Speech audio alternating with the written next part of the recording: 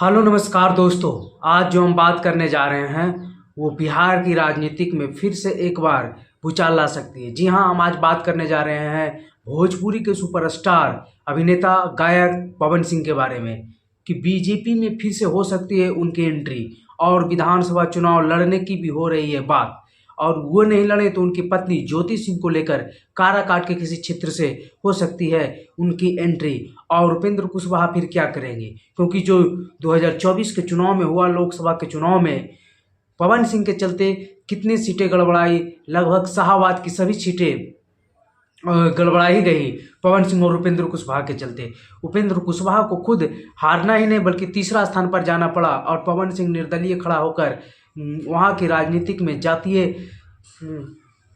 NDA के जो अपना समीकरण था उसमें भी बदलाव ला दिए।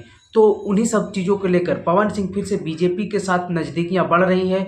और इसका सबसे बड़ा उदाहरण ये है कि वो 2-3 दिन से आप लोगों ने देखा होगा कि मनोज तिवारी और पवन सिंह के वीडियो सामने आ रही है। जो मनोज तिवारी के जन्मदिन पर भी पवन सिंह का ट्वीट आया। और प्लस जो मनोज तिवारी ने, जब मनोज तिवारी से इस बात को लेकर बातचीत की गई तो उन्होंने बोला कि पवन सिंह को मैंने ही बीजेपी में शामिल करवाया था और पवन सिंह फिर से बीजेपी में आएगा।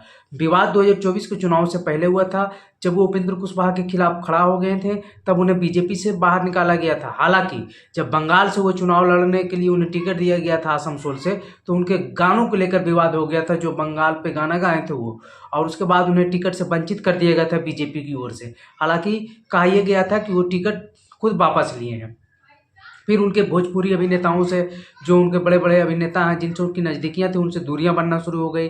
लेकिन अभी हाल फिलहाल में वो बीजेपी के जो अपने प्रथा के लोगों हैं, जैसे गायक जैसे मनोज तिवारी, जो उनको पवन सिंह सबसे ज़्यादा सर्वमान मानते हैं, उनको अपने बड़े भाई मानते हैं, तो उनसे फिर मिलनसार हुआ और दोनों में बातचीत हुई और संभवतः वो बीजेपी में आ ही जाएंगे। लेकिन चुनाव लड़ने की जहाँ तक बात रही कि पवन सिंह बिहार विधानसभा का चुनाव लड़ेंगे, तो ये कम दिख रहा है, क्योंकि पवन सिंह लोकसभा चुनाव को लेकर उतावला हैं और वो संभवतः लोकसभा चुनाव ही लड़ेंगे 2029 में किसी भी सीट से।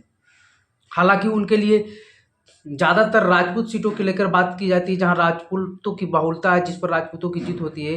पहले तो कहा जाइए जाता था, उनको लोग करीबी भी ये भी कहते हैं कि वो कलाकार हैं, उनकी फैन फॉलोइंग पूरे बिहार में ही नहीं बल्कि झारखंड, यूपी और बंगाल तक है, बहुत ज़्यादा ही है। तो उन्हें कहीं से भी लड़ा दिया जाएगा तो कोई दिक्कत नहीं। लेकिन जब वो सीटों की डिमांड करते हैं तो वो 4-5 चिन्हित सीट डिमांड किए थे, जहाँ उनकी बहुलता है, उनकी स्वजातीय की बहुलता है और राजनीतिक है। राजनीतिक में आप कलाकार में जितना भी आपको सब कोई चाह ले, लेकिन राजनीति में अगर आप उतरिएगा तो समीकरण बनाकर ही उतरना पड़ेगा, वो वाली बात नहीं चलेगी। तो उसको लेकर बातें चल रही है कि वो लोग विधानसभा के लेकर जितनी भी चर्चाएं हैं ये हमें सिर्फ अफवाह लग रही है। हालांकि वो लोकसभा का चुनाव 2029 का कन्फर्म लड़ेंगे, ये भी आप जान लीजिए, चाहे बीजेपी से लड़ें या किसी और से। लेकिन अभी वो बीजेपी में आते हुए दिख रहे हैं और संभवतः उनकी पत्नी ज्योति सिंह को लेकर बातें चल रही है, क्योंकि वो बहुत दिनों से तैयारियों में भी लगी हुई। और जब से चुनाव पवन सिंह हारे हैं उसके बाद पवन सिंह तो अपने कला में चले गए हैं, अपने जो काम करते हैं, लेकिन उनकी पत्नी ज्योति सिंह